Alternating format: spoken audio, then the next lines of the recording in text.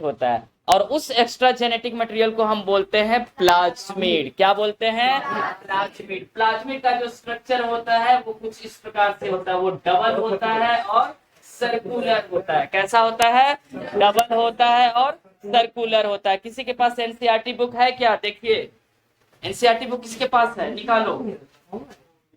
हाँ, NCERT book में page number 90 निकालो। 90, पेज नंबर 90, उसमें देखो फर्स्ट साइड में डायग्राम किसके पास है? एनसीईआरटी निकालो, डायग्राम दिखाओ। 90 पेज नंबर में डायग्राम में देखो एक जगह पीपीएलओ लिखा है, कहीं देखो पीपीएलओ, उसके बगल में देखो लिखा होगा प्लाज्मिड। दिखा, प्लाज्मिड लिखा हुआ कहीं दिखा? एनसीईआरटी बुक पेज नंबर 90, 90 में एक डायग्राम बना है, डायग्राम में एक जगह लिखा होगा पीपीएलओ, पीपीएलओ के बगल में लिखा होगा प्लाज्मिड। कुछ दिख रहा है? ठीक है, तो ये क्या है? प्लाज्मिड कैसा डीएनए है बताइए? एक्स्ट्रा डीएनए है। कैसा? एक्स्ट्रा जेनेटिक मटेरियल है। इसी के साथ ही प्लाज्मिड के बारे में एक चीज और बोला जाता है कि ये होता है थेथर, किसके लिए? एंटीबायोटिक के लिए। देखो नीचे लिखा होगा थेथर टू एंटीबायोटिक। थेथर ने रेजिस्टेंस लिखा होगा, दिखा? हाँ, रेजिस्टेंस टू एंटीबायोटिक। कौन? प्लाज्मिड। प्लाज्मिड जो है सो रेजिस्टेंस होता है किसके लिए? एंटीबायोटिक के लिए। मिला? देखो निकिता, पेज नंबर 90। हाँ, पेज नंबर 90 वहां, पेज नंबर 90 पीपीएलओ इसमें है। अब इसके ऊपर काजल उगल जो भी लगाना सब लगा दो। काजल मतलब वो हाइलाइटर जो लगाना है उसके ऊपर लगा दो। कहां से कहां हाईलाइट करना है ये सुनो। रेजिस्टेंस टू एंटीबायोटिक, किसको हाईलाइट करना है? Resistance to antibiotic. प्लाज्मिड जो है वो रेजिस्टेंस होता है किसके लिए? एंटीबायोटिक के लिए। अगर कोई बीमार हो जाए उस बैक्टीरिया के कारण और अगर प्लाज्मिड ने अपना असर दिखाना शुरू कर दिया तो आप कितनों भी दवा खा लो, प्लाज्मिड ये बैक्टीरिया कैसा हो जाएगा? थेथर बन जाएगा, यानी वो रेजिस्टेंस हो जाएगा किसके खिलाफ? दवा के खिलाफ। हो गया यहाँ तक? अब हेडिंग डालना है आपको हिस्ट्री। क्या हेडिंग डालना है? हिस्ट्री। हिस्ट्री का मतलब इतिहास। वो ऑन करो उसको, क्यों ऑफ कर दिया था? हाँ, हिस्ट्री। हिस्ट्री का मतलब होता है इतिहास। तो लास्ट क्लास में हमने ये देखा था कि रॉबर्ट हुक जी जो थे उन्होंने एक अपना माइक्रोस्कोप बनाया, और वो ऐसा कोई खास मतलब उतना भी हाईटेक माइक्रोस्कोप नहीं था। और फिर वो एक बार जो सो जंगल गए, वहां से जो पेड़ का छाल लेके आए और उन्होंने माइक्रोस्कोप में जब देखा उसे, तो उन्हें वो कैसा दिखाई दिया? किसके जैसा दिखाई दिया था पीयूष? हनी कॉम के जैसा। किसके जैसा? हनी कॉम के जैसा, मधुमक्खी के छत्ते के जैसा। और क्योंकि उसमें छोटा छोटा जो सो कोठरी जैसा बना हुआ था जिसमें कैदी को रखा जाता है, उसके जैसा उसको लगा, तो इसलिए उसने उन्हें क्या बोला? सेल। क्या बोला? बोलिए। सेल। क्योंकि वो राजघराने में काम करते थे और वहां पे भी छोटा छोटा उस टाइप का स्ट्रक्चर रहता था जिसमें कैदी लोग को रखा जाता था, और उससे क्या करके बुलाते थे? सेल। वहां पे सेल का मतलब कुछ अलग होता था, और यहाँ पे सेल का मतलब क्या है? लिविंग, ये जिससे हमारा शरीर बना हुआ है। हो गया? चलिए, तो रॉबर्ट हुक के बारे में क्या क्या क्वेश्चन आता है ये सुनिए। पहले हेडिंग डालो हिस्ट्री।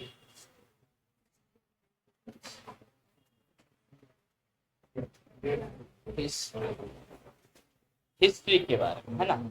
हिस्ट्री में सबसे पहले क्या सोच रही है रुचि? रिचा, हाँ।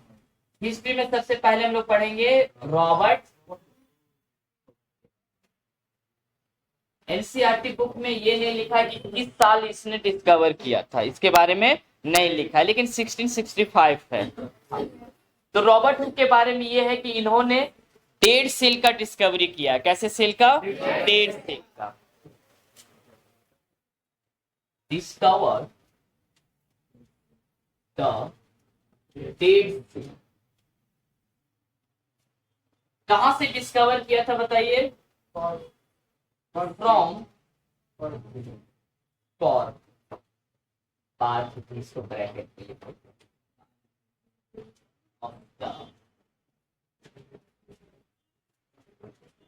इसी के साथ ही इसने अपना एक किताब लिखा, और उस किताब का नाम है माइक्रोग्राफिया। क्या नाम है बोलिए? बुक है है और इस बुक का नाम है माइक्रोग्राफिया।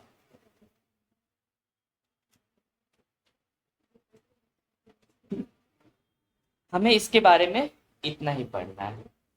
रॉबर्ट हुक ने एक डेड सेल का डिस्कवर किया है।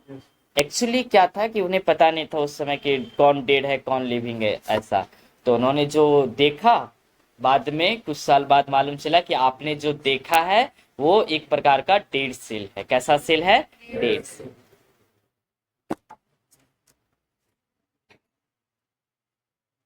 किताब के बारे में याद रखना कि उन्होंने जो बुक लिखा है उस बुक का नाम क्या है अभिकृत? क्या नाम है अभिकृत? माइक्रोग्राफिया। अभिकृत तुम्हारा मित्र कहाँ है? तुम्हारा मित्र? हाँ नाम बताओ अपना। आशीष। हाँ आशीष, बुक का नाम क्या है? माइक्रोग्राफिया। लड़की लोग बोलेगी सर आज हमसे नहीं पूछ रहे हैं। पूछ लेंगे थोड़ी। ये लिख लिया आपने? तो इनका फोटो भी दिखा देते हैं रॉबर्ट हुक का। बहुत समस्या है जी।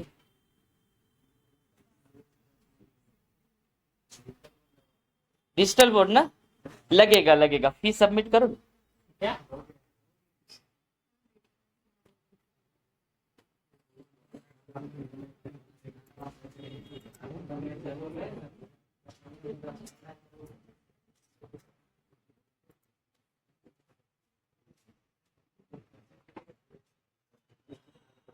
सेल।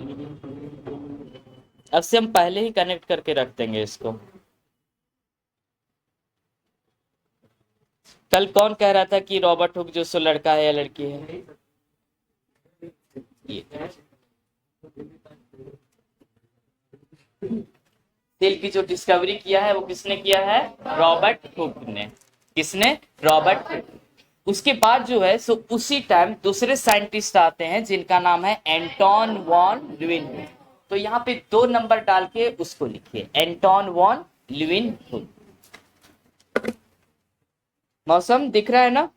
साइन नहीं ना हो रहा, इसको बंद कर दे।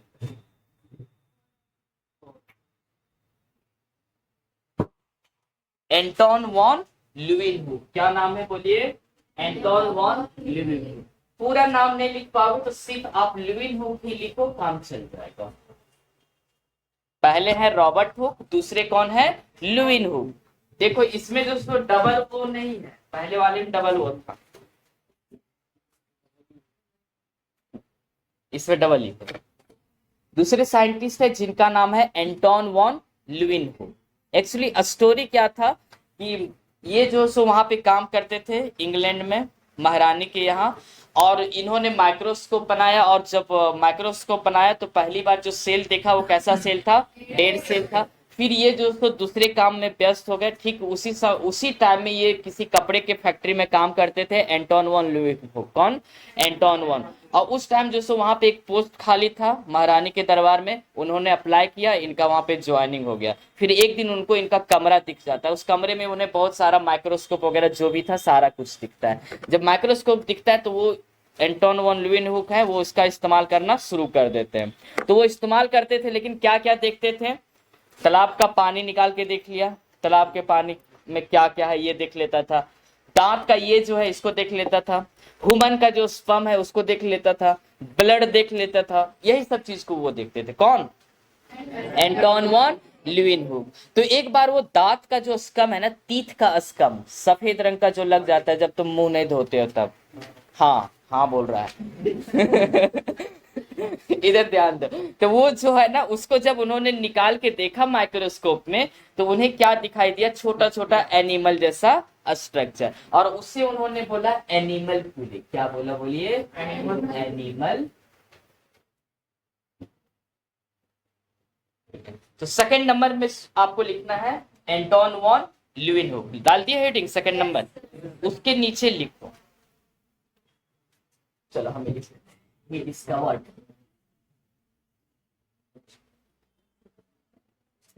discovered the first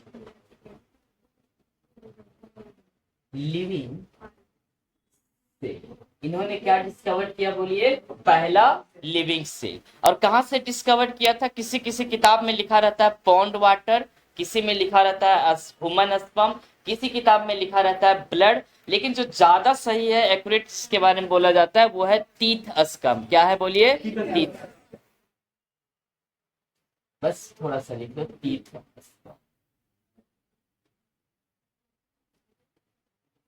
हो गया हमारा हिस्ट्री, बस यहीं तक था कि किसने डिस्कवर किया था। अब हम लोग पढ़ेंगे सेल थ्योरी। क्या पढ़ेंगे? सेल थ्योरी, कोशिका सिद्धांत इसे हम हिंदी में कहते हैं। क्या पढ़ेंगे बोलिए? सेल थ्योरी या कोशिका सिद्धांत। बात है 1838 का। कब का? 1838। उस समय एक साइंटिस्ट थे जिसका नाम था स्वान। क्या नाम था बोलिए? स्वान। ठीक है, नहीं सुनो तो, एक साइंटिस्ट है जिसका नाम था स्वान, और एक उसके अगले साल जो सॉरी, एक साइंटिस्ट है जिसका नाम था स्लेडन, दूसरे का नाम था स्वान। तो बात है 1838 का। कब का? 1838 का। इस समय एक साइंटिस्ट है जो बॉटनिस्ट थे और उनका नाम था स्लेडन। क्या नाम था? स्लेडन। और एक और साइंटिस्ट है जिसका नाम था स्वान। कल बताया थे सर, डबल ए है क्या? देख लो तो, डबल एन है। हाँ कोई दिक्कत नहीं, दिखा देते, पहले इनका इमेज दिखा देते आपको हम। ये देखिए, यही है स्लेडन एंड स्वान। इनके बारे में पहले सुनो क्या हुआ था। स्लेडन जो थे, ये जो सो बॉटनिस्ट थे। क्या थे? बॉटनिस्ट। बॉटनिस्ट हम उसे कहते हैं जो पेड़ पौधों के बारे में पढ़ाई करे। इसके बारे में? पेड़ पौधों के। और स्वान जो है, ये जो थे, ये थे जूलॉजिस्ट। क्या थे? जूलॉजिस्ट हम उसे कहते हैं जो जानवरों के बारे में पढ़ाई करे। किसके बारे में? जानवर। यहाँ पे जेड डबल ओ आ रहा है ना, इससे समझ सकते हैं जू मतलब चिड़ियाघर। तो चिड़ियाघर से आपके दिमाग में ये इमेज बन जाएगा कि ये क्या थे? जूलॉजिस्ट थे। कौन? स्वान। अब स्वान एक शब्द होता है ना, हंस के लिए भी इस्तेमाल किया जाता है, तो इससे आपको रिलेट कर लेना कि स्वान जो थे वो क्या थे? जूलॉजिस्ट थे। जबकि स्लेडन जो थे वो क्या थे? बॉटनिस्ट। तो स्लेडन जब बॉटनी की पढ़ाई कर रहे थे, पेड़ पौधे के बारे में जब वो पढ़ाई कर रहे थे, तो उन्होंने क्या एक स्टेटमेंट दिया, पेपर में छपवाया कि इस धरती पे जितने भी प्लांट्स हैं, क्या हैं? प्लांट्स। जितने भी प्लांट्स हैं सभी सेल के बने हैं। किसके बने हैं? सेल के। इस बात को किसने बोला? स्लेडन ने। स्लेडन ने क्या बोला? इस धरती पे जितने भी प्लांट हैं सभी किसके बने हैं? सेल के बने। कब बोला? 1838 में। फिर उसके अगले साल 1839 में स्वान नाम के एक साइंटिस्ट है, उन्होंने क्या बोला कि इस धरती पे जितने भी जीव हैं, उन्होंने सिर्फ प्लांट के बारे में बात किया था, लेकिन स्वान ने क्या बात किया कि इस धरती पे जितने जीव हैं सभी सेल के बने हैं। किसके बने हैं? सभी सेल के। पहले वाले ने सिर्फ प्लांट के बारे में बोला, दूसरे वाले ने क्या बोला? सभी के बारे में बोल दिया। यानी एक्चुअली इसने बोला कि plant and animal, plant and animal. Schwann ने क्या बोला कि जितने प्लांट हैं और एनिमल हैं सभी किसके बने हैं? सेल के बने हैं। इसके साथ ही इसने एक और बात बोला कि इसके बाहर में ना, ये जो सेल है, सेल के बाहर में एक कवर प्रेजेंट होता है जिसे हम प्लाज्मा मेम्ब्रेन बोलते हैं। क्या बोलते हैं? Plasma membrane. जितने भी सेल हैं सभी के बाहर, सभी सेल के पास एक बाउंड्री प्रेजेंट होगा, उस बाउंड्री को हम क्या बोलेंगे? Plasma membrane. इसके साथ ही इन्होंने एक बात और बोला कि अगर वो प्लांट सेल है, कैसा सेल है? Plant cell. तो प्लांट सेल के पास तो प्लाज्मा मेम्ब्रेन होगा ही, इसके साथ ही इसके ऊपर एक और लेयर प्रेजेंट होगा जिसे हम सेल वॉल बुलाएंगे। बोल के आज से क्या बुलाएंगे? सेल। समझ में आया? दोनों में बहुत झगड़ा चलता था, दोनों एक ही लैब में काम करते थे। एनसीईआरटी बुक में लिखा है कि एक जो सो जर्मन है और दूसरे ब्रिटेन के हैं, यानी एक इंग्लैंड के हैं, दूसरे जर्मनी के हैं, लेकिन दोनों एक ही लैब में काम करते थे। दोनों में एकदम पूरा टक्कर चलता था। तो सबसे पहले स्लेडन ने क्या बोला कि इस धरती पे जितने भी प्लांट हैं सभी किसके बने हैं? सेल के बने हैं। सभी किसके बने हैं? सेल के बने हैं। ऐसा किसने बोला? स्लेडेन ने। फिर उन्होंने जब पेपर में छपवाया तो स्वाभाविक इसको जलन हुआ होगा, है ना, तो बोला रुको तुम्हारा वाला चीज को भी हम डिस्कवर करते हैं। फिर इसने क्या बोला कि इस धरती पे जितने प्लांट और एनिमल हैं सभी किसके बने हैं, सेल के। पहले वाले ने सिर्फ प्लांट के बारे में जिक्र किया, दूसरे वाले ने दोनों के बारे में जिक्र किया, प्लांट और एनिमल के बारे में। इसके साथ ही इसने एक शब्द और बोला कि जो भी सेल है उसके पास एक बाउंड्री प्रेजेंट होगा और उस बाउंड्री को हम क्या बोलेंगे, प्लाज्मा मेम्ब्रेन। क्या बोलेंगे, प्लाज्मा मेम्ब्रेन। इसी के साथ ही प्लांट सेल के पास एक और एक्स्ट्रा बाउंड्री प्रेजेंट होता है जिसे हम क्या बोलते हैं, सेल वॉल। समझ में आया? चलिए, तो अब इसके बारे में थोड़ा सा लिखना है आपको, छाप दो इसको।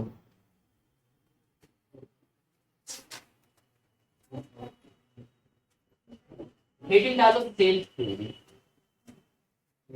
अभी जो बताएं वो अगर आपको हार्ड लगा होगा तो कोई दिक्कत नहीं है, इसमें आपको और इजी तरीके से समझना है। स्लेडेन कब की बात है, 1838 की। इन्होंने क्या बोला कि जितने भी प्लांट है सभी किसके बने होते हैं, सेल के। बस इन्होंने इतना नहीं बोला। किसने, स्लेडेन ने। ये नहीं लिखना, मैल्थिस नहीं लिखना, सिर्फ स्लेडेन लिखना है आपको। स्लेडेन। स्लेडेन ऑब्जर्व, ऑब्जर्व का मतलब होता है उसने पाया, उसने देखा। उसने क्या देखा कि जितने भी प्लांट है सभी किसके बने हैं, सेल के बने। ये बताने वाला कोई चीज था, हाँ, ये कोई बताने वाला चीज था जी कि प्लांट जो सो सेल से बना है। वो तो रॉबर्ट हुक पहले ही बोल चुका है 1665 में। अच्छा, डिस्कवर किया था तो ये बता रहा था। इन्होंने क्या पाया कि जितने भी प्लांट बने हैं सभी किसके बने हैं, बोलिए, सेल के बने। कौन जर्मनी का था और कौन ब्रिटेन का था, स्लेडेन, है ना। हाँ। हम लोग का एनसीईआरटी बुक ज्यादा फॉलो करता है इंग्लैंड को। किसको, इंग्लैंड को। देखना 12th में पढ़ाएंगे इंडस्ट्रियल मैनलिज्म, उसमें बताएंगे कि इंग्लैंड में क्या हुआ था। फिर बताएंगे तुम लोग को लंदन फॉग। क्या बताएंगे, लंदन फॉग। लंदन कहाँ है, इंग्लैंड में ही है।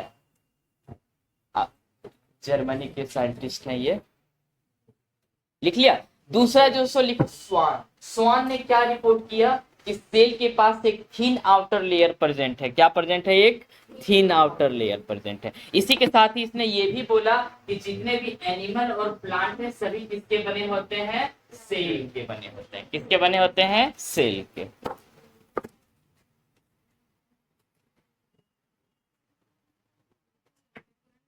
हाँ जी, पूरा लिखना है, कोई दिक्कत नहीं है।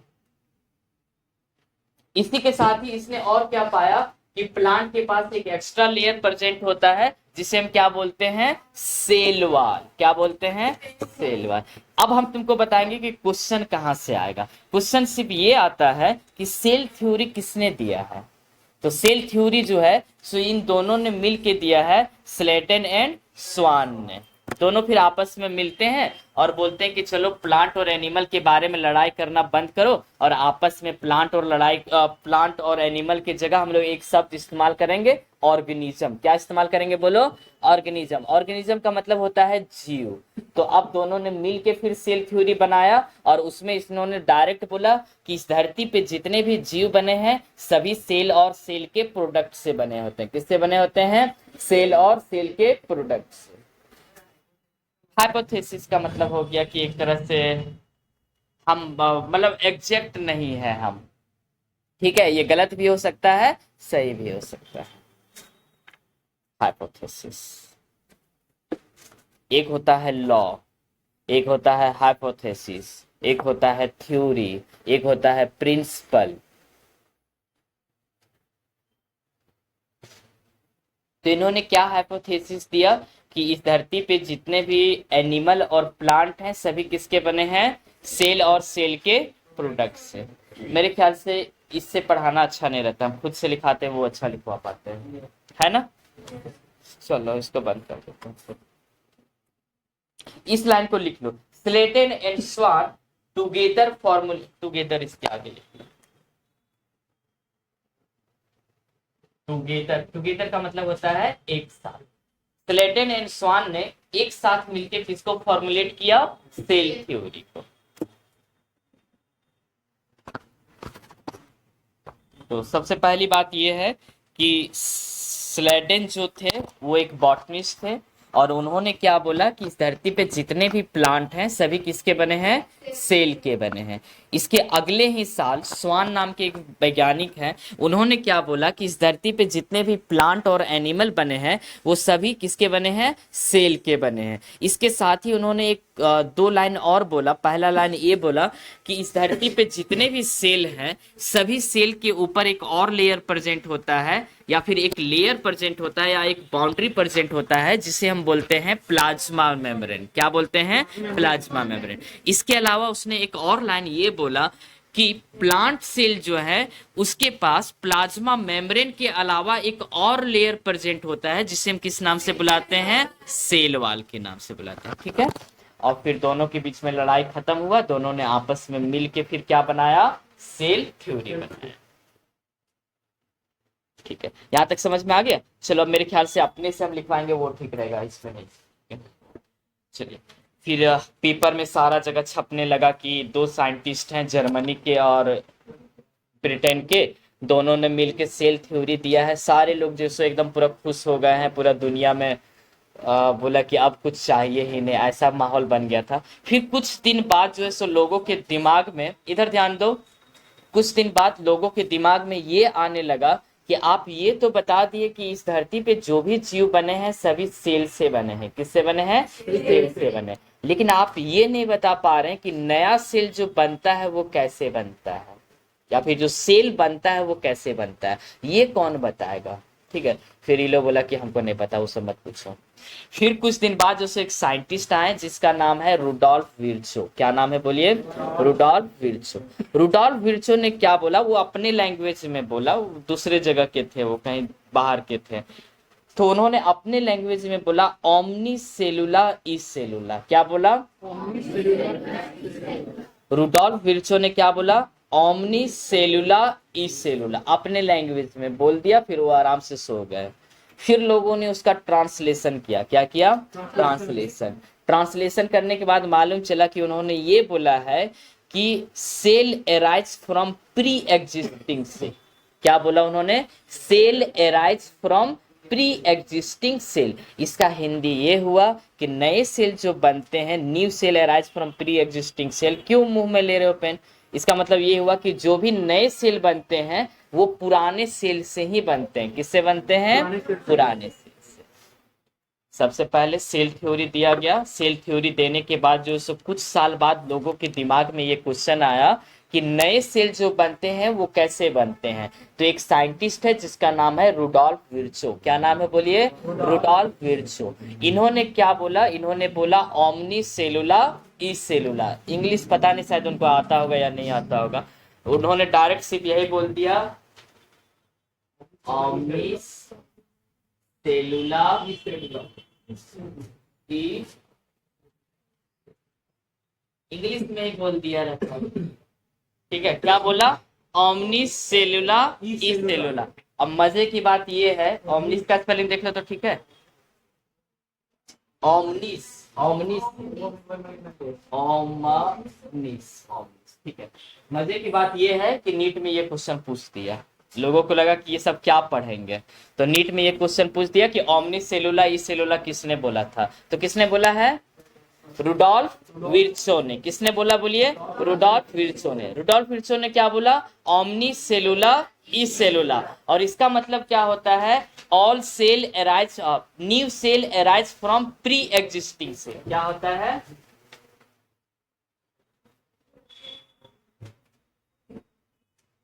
New cell arise from pre existing. नए सेल जो बनते वो कहां से बनते बोलिए? प्री एग्जिस्टिंग सेल, यानी पुराने सेल से बनते हैं। समझ में आया कुछ? फिर पता नहीं कहाँ चले गए ये। तो तीसरा सेल थ्योरी लिख लिया आपने। सेल थ्योरी के बारे में क्या क्या लिखा? फिर तीसरा चौथा नंबर में डालो रुडोल्फ विर्चो। हम लिख देते हैं रुडोल्फ।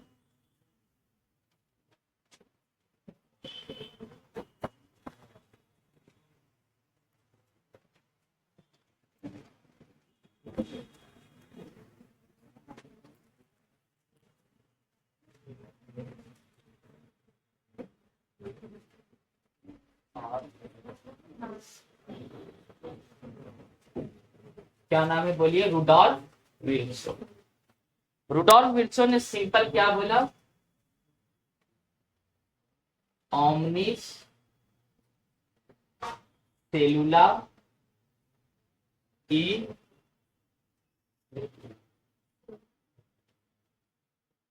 इसका मतलब क्या होता है बोलिए? इसका मतलब होता है new cell arise from pre-existing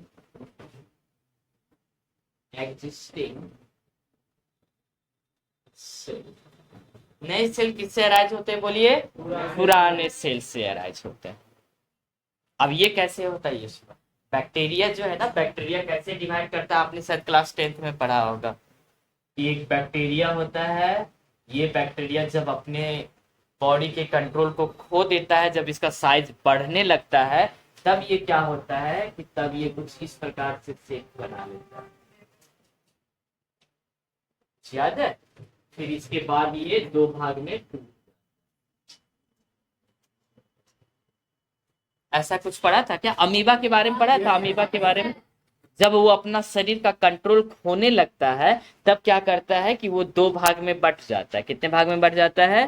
दो भाग में। तो सेम वही सिचुएशन यहाँ पे बोला गया है कि सेल को जब भी डिवाइड करना रहता है, वो क्या करता है? एक से दो में बट जाता है। ठीक है, सेल डिवीजन एक अलग चैप्टर है इसके बाद में, तो वहां पे हम लोग डिटेल में पढ़ेंगे कि क्या है क्या नहीं है। तो रुडोल्फ विर्चो के बारे में बस हमें यही दो बात याद रखना। और टाइम कब का है देखिए? 1865 का, या 1865 कब का है देखो? 1865 का है। 55 सॉरी 1850। 1855 में रुडोल्फ विर्चो ने क्या महसूस किया या क्या बताया उन्होंने कि जितने भी नए सेल बनते हैं वो किससे बनते हैं? पुराने सेल से बनते हैं। ठीक है, चलिए अब हम लोग पढ़ेंगे मॉडर्न सेल थ्योरी। क्या पढ़ेंगे? Modern cell theory. तो चौथा हो गया, पांचवा नंबर में लिख लिया ना? सेल थ्योरी किसने दिया है? झारखंड बोर्ड यही पूछता है। सेल थ्योरी किसने दिया? तो सेल थ्योरी को दिया है स्लेडन एंड स्वान ने। किसने दिया बोलिए? Schleiden and Schwann. पांचवा नंबर में डालो मॉडर्न सेल। मॉडर्न में एन होगा। Thank you. Modern cell theory. Modern cell theory के बारे में एक्चुअली मिला के बनाया गया अभी के टाइम पे। इसमें यह बताया गया है कि all organism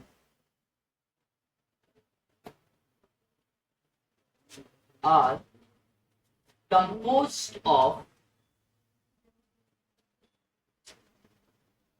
cell and product of the cell. जितने भी जीव बने हैं सभी बने होते हैं सेल से और सेल के प्रोडक्ट से। ये हो गया दूसरा। फिर इसी में ये लाइन को भी ऐड कर दिया गया, new cell arise from pre existing cell. जितने भी नए सेल बनते हैं वो किससे बनते हैं? प्री एग्जिस्टिंग सेल से, यानी पुराने सेल से ही बनते हैं। समझ में आया पीयूष? आकाश क्या समझ में आया? सेल थ्योरी बताओ किसने दिया है? स्लेडन और स्वान ने। किसने दिया बोलिए? स्लेडन एंड स्वान ने। अगर कोई बोले रॉबर्टसन ने दिया है तो ये गलत है। हाँ, क्योंकि एक कोचिंग में रॉबर्टसन ही लिखाया जाता है। हो गया यहां तक? चलिए हमारा हिस्ट्री कंप्लीट हो गया। ठीक है, बाद में जब न्यूक्लियस पढ़ेंगे ना उसमें हम लोग बात कर लेंगे कि न्यूक्लियस का डिस्कवरी किसने किया है। ओके, तो अब हम लोग पढ़े, चलो, एक साइंटिस्ट है जिसका नाम है हेनरिन्स। क्या नाम है बोलिए? हेनरिन्स। हेंस हेनरिन्स ने क्या किया कि इस धरती पे जितने भी सेल हैं उसको दो ग्रुप में बांटा। कितने ग्रुप में? दो। एक ग्रुप था प्रोकैरियोट्स, दूसरा ग्रुप है यूकैरियोट्स। प्रोकैरियोट्स और दूसरा है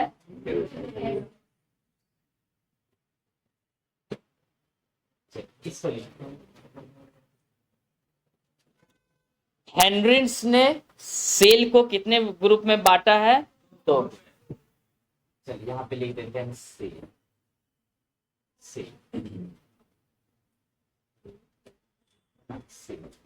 हेनरिन्स ने सेल को दो ग्रुप में बांटा है। एक ग्रुप है प्रोकैरियोट्स, दूसरा ग्रुप है यूकैरियोट्स। और किसके आधार पे बांटा? तो उन्होंने जो आधार को सिलेक्ट किया वो आधार था इनका कि जेनेटिक मटेरियल किसी के अंदर पैक है या फिर ऐसे ही है। अगर किसी के अंदर पैक है जेनेटिक मटेरियल तब उसे उन्होंने कहा यूकैरियोट्स, और अगर किसी के अंदर पैक नहीं है तब उन्होंने उसे क्या बोला? प्रोकैरियोट्स। तो चलिए सिंपल हम एक डायग्राम बना जिसके आधार पे इन्होंने बांटा। इधर दिख रहा है? नहीं दिख रहा? अच्छा, अब से इधर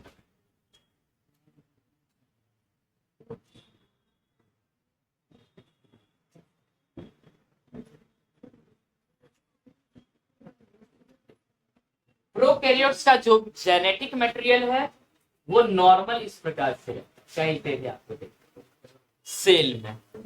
जबकि यूकैरियोट्स का जो जेनेटिक मटेरियल है वो एक कवर के अंदर बंद होता है और उस कवर को हम लोग बोलते हैं न्यूक्लियर मेम्ब्रेन। क्या बोलते हैं? Nuclear membrane. यानी ये न्यूक्लियस है तो न्यूक्लियस के दीवार को हम क्या बोलेंगे? Nuclear membrane. क्या बोलेंगे? बोलो, न्यूक्लियर मेम्ब्रेन।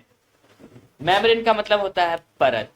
तो हेनरिन्स ने सेल को दो ग्रुप में बांटा है। एक ग्रुप है प्रोकैरियोट्स, दूसरा ग्रुप है यूकैरियोट्स। प्रोकैरियोट्स हम वैसे सेल को बोलेंगे जिसका जेनेटिक मटेरियल किसी बाउंड्री या किसी कवर के अंदर नहीं हो, और यूकैरियोट्स हम वैसे सेल को बोलेंगे जिसका जेनेटिक मटेरियल यानी डीएनए जो है वो किसी बाउंड्री के अंदर बंद रहेगा। समझ में आया? तो लोगों को ये नहीं पता होता है कि प्रोकैरियोट्स क्या होता है, यूकैरियोट्स क्या होता है। आपके आसपास में जो सीनियर होंगे, सीनियर मतलब समझते हैं ना, जो ग्रेजुएशन वगैरह कर रहे होंगे, उनसे थोड़ा सा पूछ लीजिएगा कि दीदी थोड़ा प्रोकैरियोट्स यूकैरियोट्स बता दीजिए। तो बोले कि नहीं अभी जा रहे हैं, मेहंदी लगाने का टाइम है। समझा? तुम्हारे तो दीदी उदी को यहाँ नहीं ना पड़ती है, पूछना, भैया लोग से भी पूछ लेना। ठीक है, ये समझ में आया? ठीक है, तो अब हम लोग पढ़ना शुरू करेंगे प्रोकैरियोट्स। क्या पढ़ना शुरू करेंगे? प्रोकैरियोट्स। तो चलो हेडिंग डालो prokaryotes.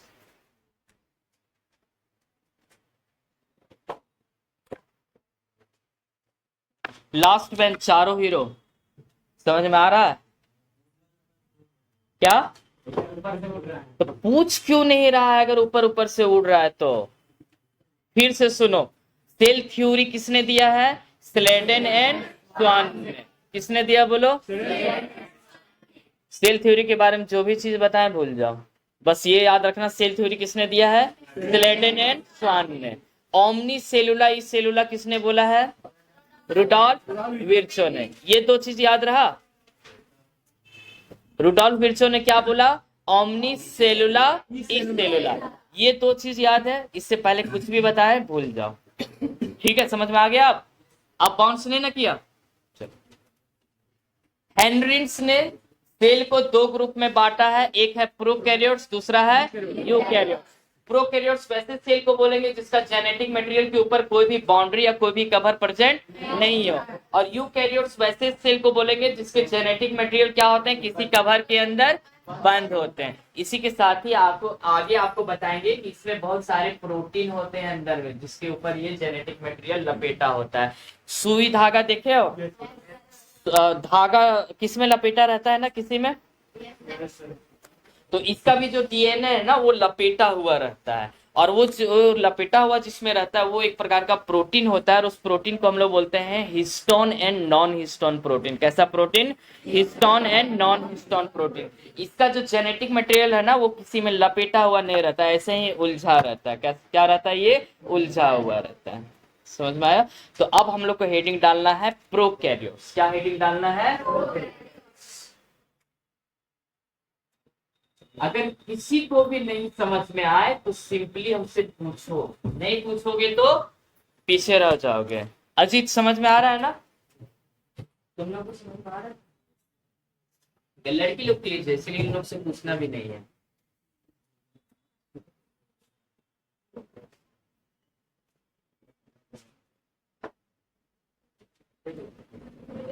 Prokaryotic cell.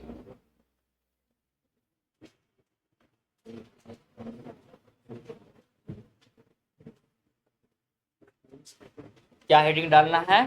Prokaryotic cell. हो गया? प्रोकैरियोटिक सेल जो है ना इसका साइज जनरली छोटा होता है। कैसा होता है? छोटा। ठीक है। इसके अंदर जो सो क्या क्या आता है ये सुनो। बैक्टीरिया हो गया, साइनोबैक्टीरिया हो गया, माइकोप्लाज्मा हो गया, पीपीएलओ हो गया, ये सभी किसके अंदर आते हैं? प्रोकैरियोट्स के अंदर। माइकोप्लाज्मा आपको पहले बताए थे, साइनोबैक्टीरिया भी थोड़ा सा पहले बता चुके हैं। कुछ बाउंस कर रहा होगा, कोई दिक्कत नहीं, दोबारा पढ़ेंगे। ठीक है।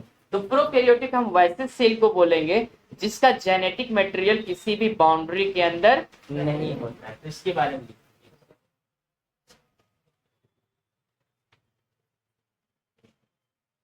सेल having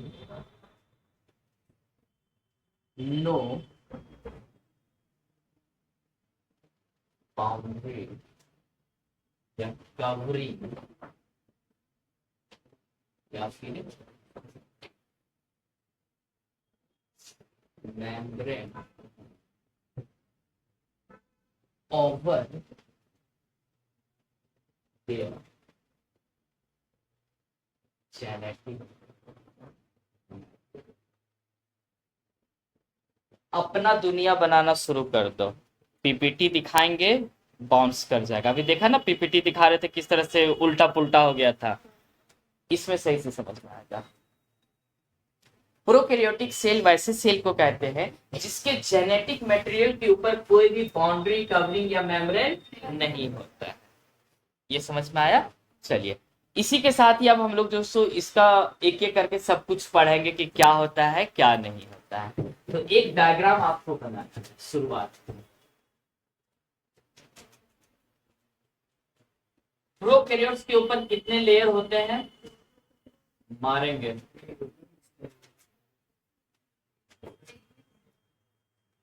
प्रोकैरियोट्स के ऊपर टोटल कितने कवर होते हैं? हाँ, अंदर में नहीं होता। ये कितना कवर होता है? मारेंगे तुम लोग, सच में मारेंगे, सच में मारेंगे। कॉपी पलटो। खाली जाके तुम लोग खाना खा रहा और सो रहा है एकदम जोश से दोपहर में। चार चार बार तुम लोग को पढ़ा दिए प्रोकैरियोट्स के पास जो सो 3 लेयर होता है, 3 लेयर होता है, 3 लेयर होता है। ऐसे नहीं निकलेगा, फिर हमको बोर्ड का पढ़ाने दो। क्यों तुम लोग को इस लेवल में पढ़ाएंगे? No sir. प्रोकैरियोट्स के ऊपर कितने लेयर होते हैं?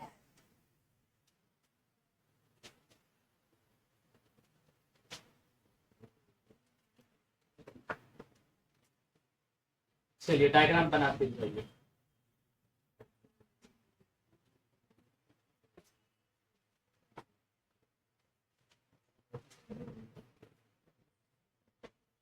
पढ़ाई नहीं कर रहे हो, याद रखना। कॉपी तुम लोग नहीं पलट रहे हो, सिर्फ रोटी पलट रहे हो रात में बनाने टाइम। कॉपी नहीं पलट रहा, पेज नहीं पलट रहा, हम समझ गए। प्रोकैरियोट्स के ऊपर कितने लेयर होते हैं? कवरिंग कितने होते हैं? 3 होते हैं। कितने? 3। अभिकृत सबसे अभिकृत आज सिस्टम पढ़ा था ना? ये नहीं पढ़ा था। कौन पढ़ा था? सुन, सबसे बाहर वाले लेयर को पेप्टिडोग्लाइकन। बैठ से बैठ से। कौन बोलेगा? हाँ बोलो बोलो। ग्लाइकोकैलिक्स। दूसरे वाले को, तीसरे वाले को ग्लाइकोकैलिक्स का स्पेलिंग कौन बोलेगा? हाँ बोलो। GY glyco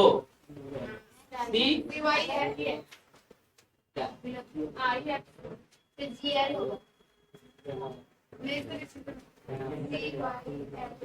glyco. सी के बाद क्या है? ग्लाइकोकैलिक्स। प्रोकैरियोट्स के ऊपर 3 लेयर होता है। कितना लेयर होता है बोलिए? 3। सबसे बाहर वाले लेयर को क्या बोलेंगे? ग्लाइकोकैलिक्स। इसके बाद सेकेंड लेयर जो इसे हम लोग क्या बोलेंगे? सेल वॉल किससे बना होता है? सोनो अब बोले थे तो इसके बारे में, इसके अंदर फिर प्रेजेंट होता है प्लाज्मा।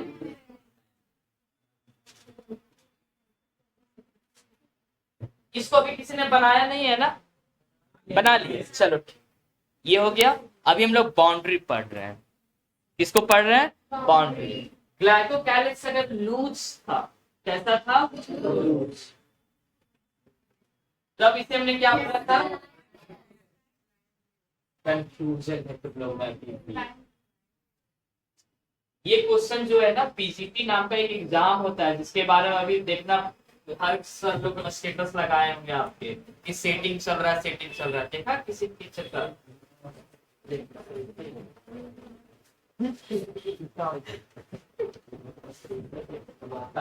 तो